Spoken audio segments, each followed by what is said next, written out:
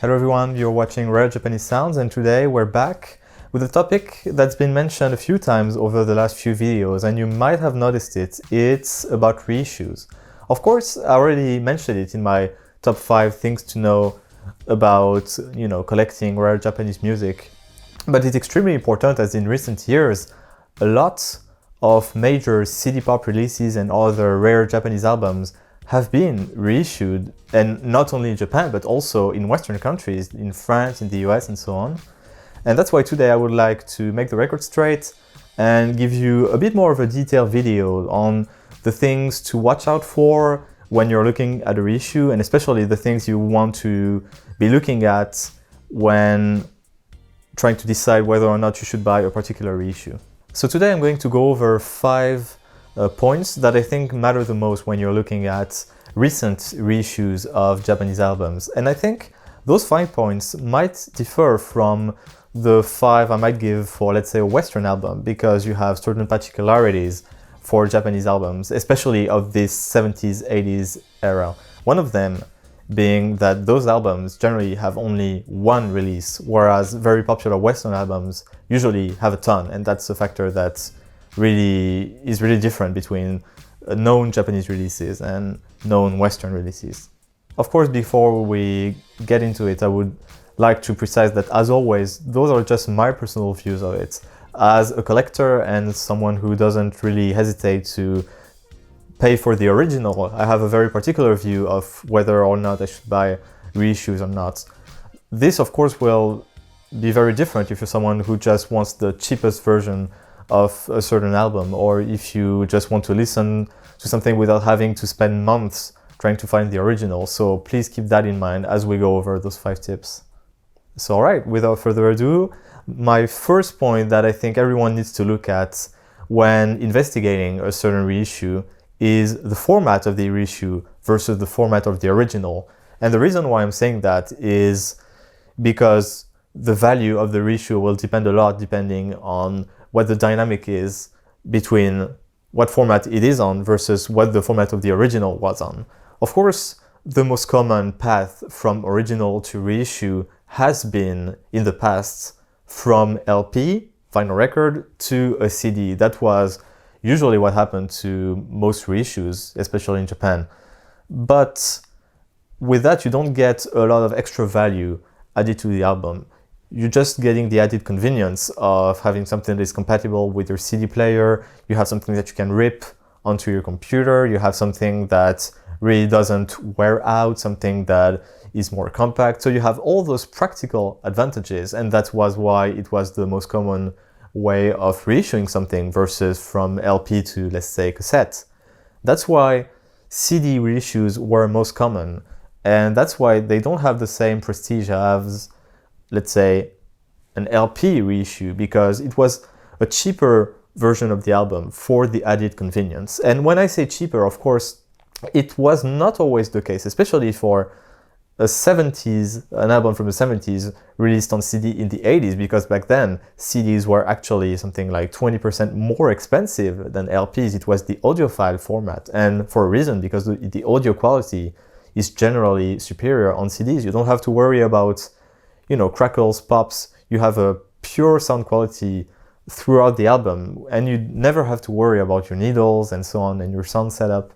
So it was really a great way for audiophiles to get a good quality of the album. That stays true today, but on the other hand, now CDs are seen as the less cool format, and people have turned away from CDs towards digital formats. Of course, you can get a FLAC album with a better quality technically than many CD reissues, but on your computer without having to have any physical formats. So for that reason, only certain types of people are interested in CD reissues. Of course, while I'm saying that, there are some advantages to collecting those kinds of CD reissues, because they were pretty rare a lot of the time, and it's easy to collect because they're not usually too much sought after by Japanese people, and you can snag them for sometimes great deals on auctions and so on. So that's why there has been a certain resurgence of people trying to collect all the CD reissues of certain albums, or the first CD reissue, etc. So of course there is always a format for everyone, but generally people are less interested with the CD format than the LP format in this world of music collecting that we have today for Japanese music. Next up is LP to LP, or EP to EP, or whatever. It's just a way of taking a vinyl album and releasing it back on a vinyl record. That was the way of working before CDs were a thing, and it's something that has been a lot more popular since something like 2014, exactly when CD pop became very popular internationally. And for a reason, because people were attracted to the idea of owning the vinyl record, the idea of putting the record itself on the turntable, listening to it, the whole experience, quote unquote. I know it's a kind of a meme, but whatever. In any case, when people say something is getting a reissue, especially a popular album like Love Trip, you're talking about a reissue from vinyl to vinyl. That's the most usual way of working. And that's what most people will tend to purchase when they purchase a reissue of a Japanese album, because that's what has the most resemblance to the original, while having a certain fraction of the price.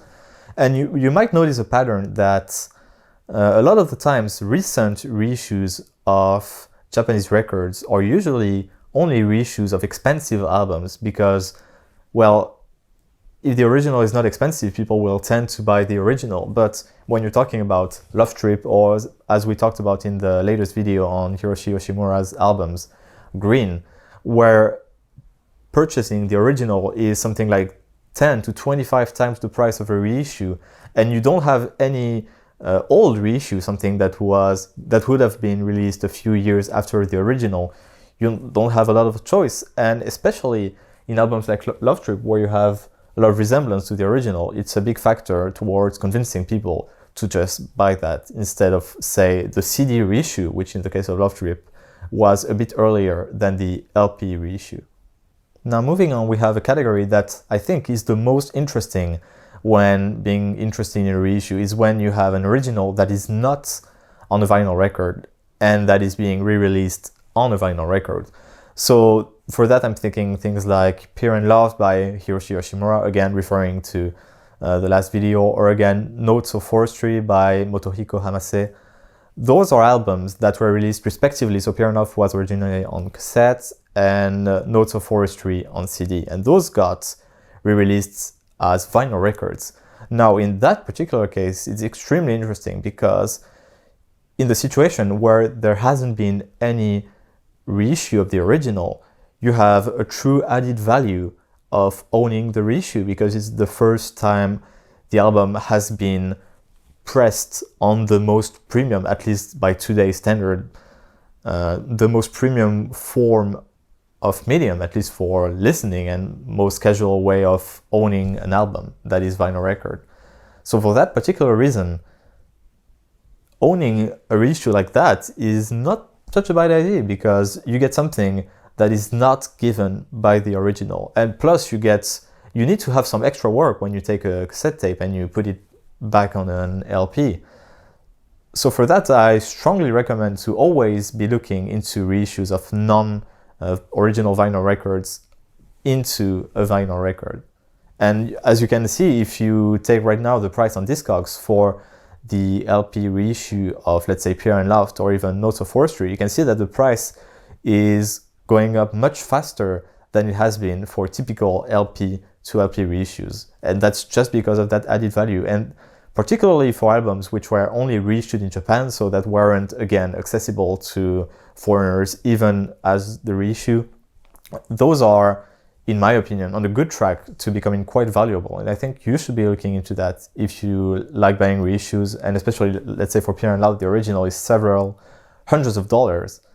So you get a good value proposition, even as a collector, which is something that is quite rare for me to say as a collector. And last point about the topic of formats, it's when you take something that is on a non-LP format and you release it back on a non-LP format. So to illustrate that point, I'm going to again go back to Hiroshi Yoshimura, last video's topic, and you might remember the album Static, which we talked about at the middle of the video. So it was a 1988 album. So at the very tail end of what could be printed on vinyl records at the time, which is the reason why it was only pressed on a CD. But in 2003, it was actually re-released, reissued as, something that is quite rare for music in general. It's as a CD book. So you got, same as the original, a CD of the same album, I think, same recordings, same songs, but you also got a small booklet with it, something like 60 pages or so of additional content. So in those particular cases, I know this is not a recent reissue, but it's to illustrate the points that in some cases you get not only an added value of format, but an added value of extra content. That's what some vinyl reissues have been trying to provide for people buying it. Let's say liner notes in English instead of being only in Japanese. Well, you're following me, right? So my point with that is when you get anything that is extra value from the original, that's what should prompt you to pay more attention to this particular reissue than maybe another one. Now, the second point I've been wanting to talk about is to give more details on the idea of press run of the original versus press run of the reissue.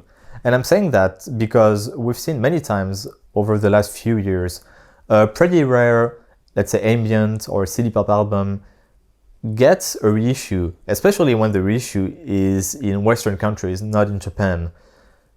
And we see that after the reissue, the value of the album, at least the reissue, like stays down for a very long time because of just people trying to ride on the way of the popularity of the album. Even I know some people that try to buy the reissue as a quote-unquote investment, trying to make a gamble and hope for a small press run that maybe people would be interested in later on, but, well, would have to pay a higher price for. But the truth is, you've got to be really careful about how big exactly the press run for those kinds of album is. Because in the end, the world of people who buy Japanese albums of, those 2 decades, it's mostly 70s and 80s, on vinyl record right now is pretty small. It's a very small world, even though it looks bigger than it actually is, given the huge popularity of those kinds of albums on YouTube. You see millions of views, so you assume that, at least tens of thousands of people would be buying the album easily.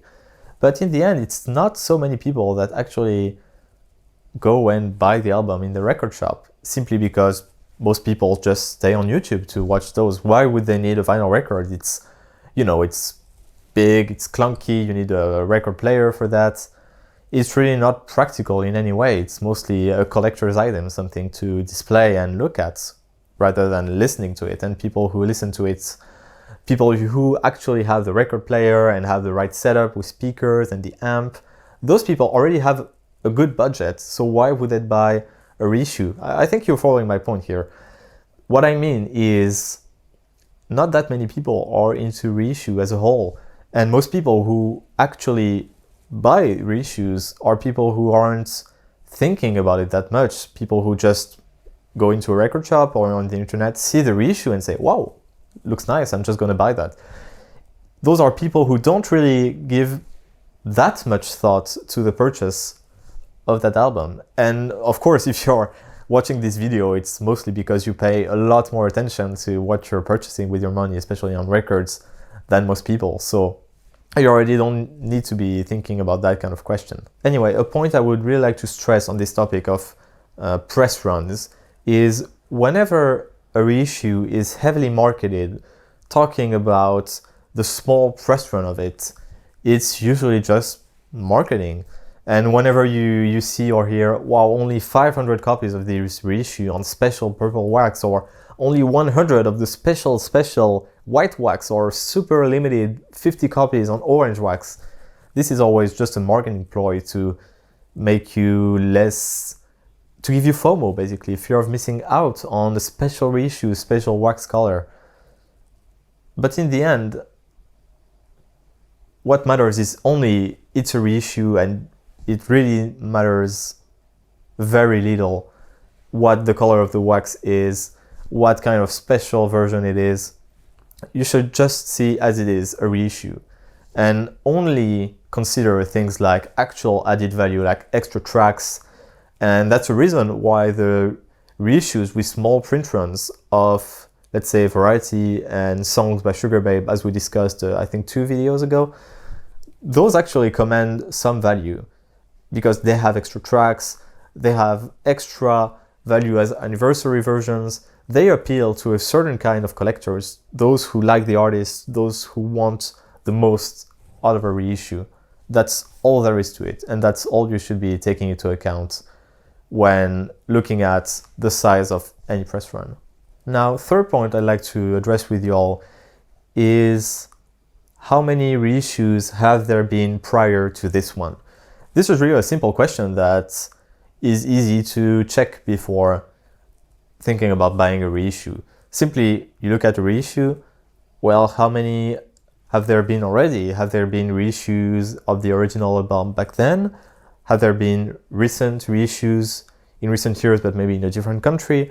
Those are really important points to look at because it can make your reissue obsolete compared to another one. For instance, an example I'm going to take is Orient, which we took, I think, in the first video. And the particularity with Orient is, so you have the original from 1979, and then you have absolutely no reissue all the way until 2014. And in 2014, Orient was reissued in Japan. But the reissue was actually very similar to the original, was pressed in Japan, had an obi that looked, I think, very similar to the original. And in any way, in 2018 or 2019, it got again released, but this time it was in Europe. So the reissue this time didn't have an obi or anything like that. That means your 2019 reissue was, well, strictly as a medium, less interesting than the reissue from 2014, which was still very recent. And I think you can see here that just by being a bit careful about what reissue you're buying, you can, well, get more for your money just by paying a bit more attention. And of course, you always need to put a bit more effort to get the more premium one. Of course, the reissue from Japan from 2014 is a bit more expensive, a bit harder to find, but it's better and it's still less expensive than the original. But in the end, I don't think it's that much cheaper than the original. When the original is something like $200 and the good, quote-unquote, reissue is around $80, is there really a point to go for the middle ground at $80? And in that case, you might want to just go for the cheaper one at $20, which you can find the 2019 reissue for easily. Actually, I'm going to take the example of Songs by Sugar Babe again, because this album has the particularity of having multiple reissues in the years following its original release, which is something that is pretty rare among CD pop albums and so on that are popular today. And something you can notice is the more reissues or the larger the press run of the original, then the more pressure there is on the reissue to make something more appealing to collectors and even people just trying to buy the album, because the size of the press runs and the number of reissues all put pressure down on the price, and so does getting another reissue. So you need to compensate that with something that pushes up the intrinsic value of the reissue, something that would make it appealing more than the early reissues, let's say. And those are generally when you put extra tracks and extra liner notes, maybe you put the album on 2 LPs instead of 1, and so on. Now, the fourth point I'd like to discuss is something that is much less important than the 3 previous points, but it is much more a matter of personal preference, and that is visual resemblance to the original. And I think you now understand why I have a copy of Love Trip right next to me.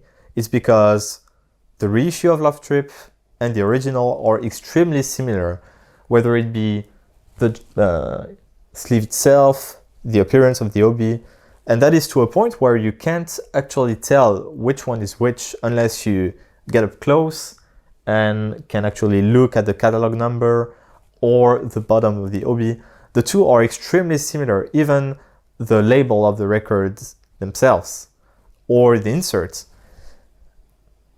My point with all that is to say that Love Trip is a good reissue. It's extremely close to the original, it retains the nostalgic value, and it gives you really a lot for the low price point where it's at.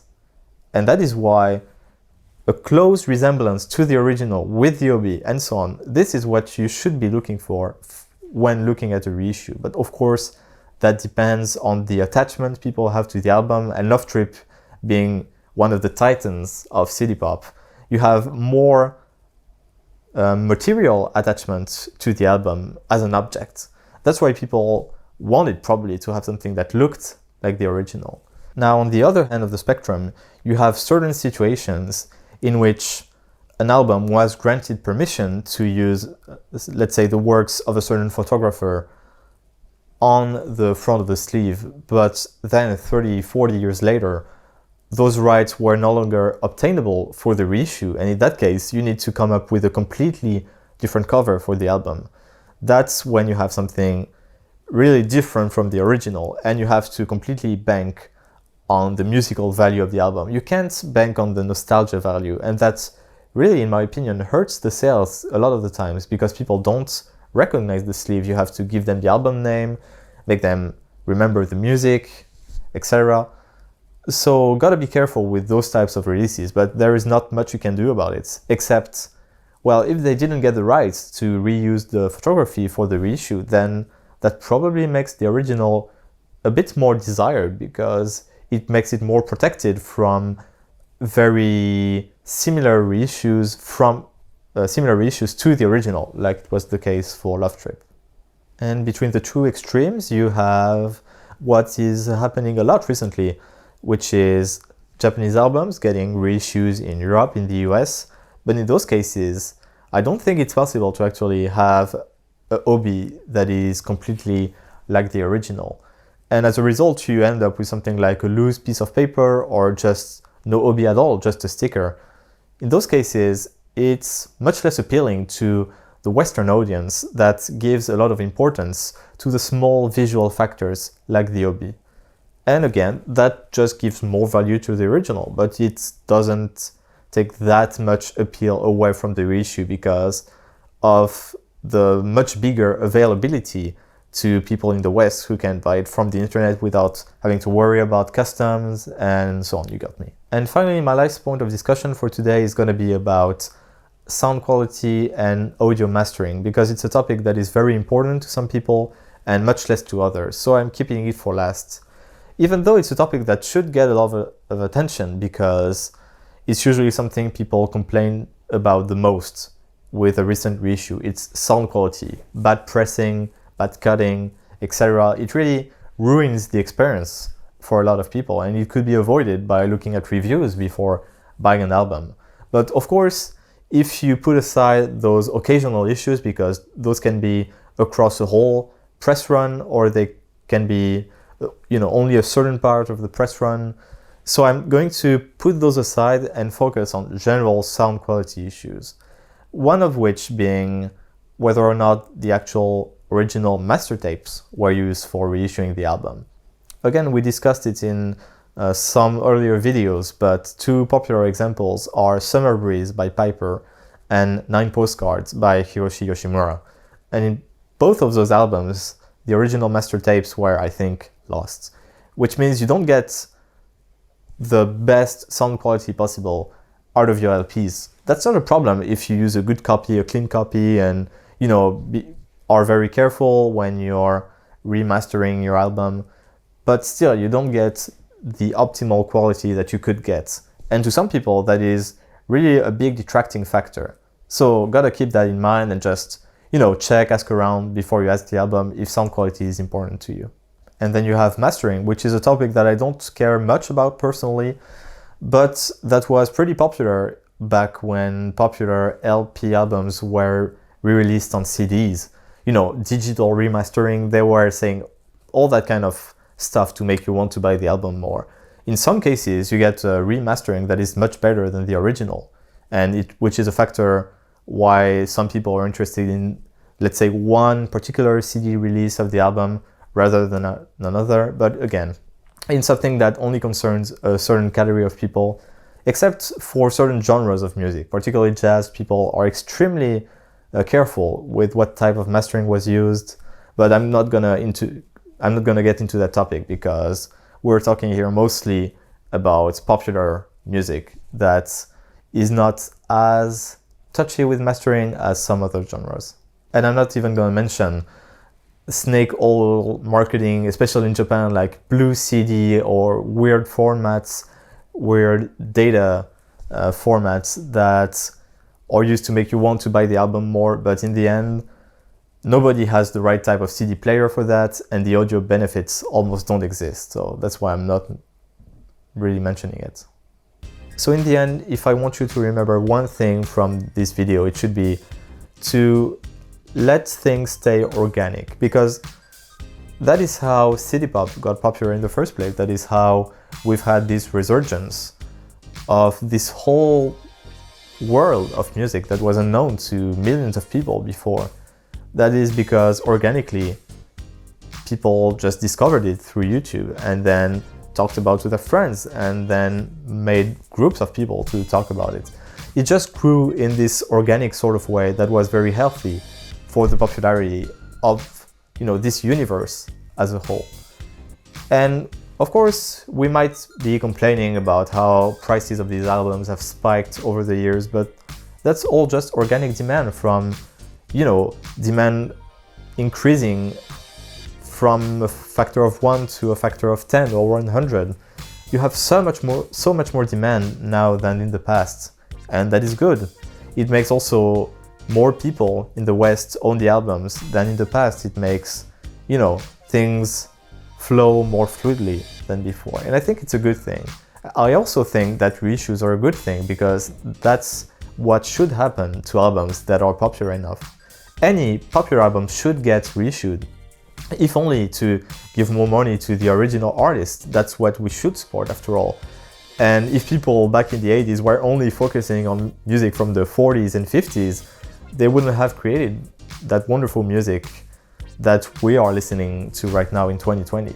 So my final message is, don't forget to support music creators of right now. And even buying reissue, of course it's polluting more because you're making more manufacturing of vinyl records on plastic. But in the end, you're supporting the music industry, and the music industry is what got us here in the first place. So keep that in mind, stay organic. That was Rare Japanese Sounds. As always, don't hesitate to give me your feedback, and until next time, stay tuned.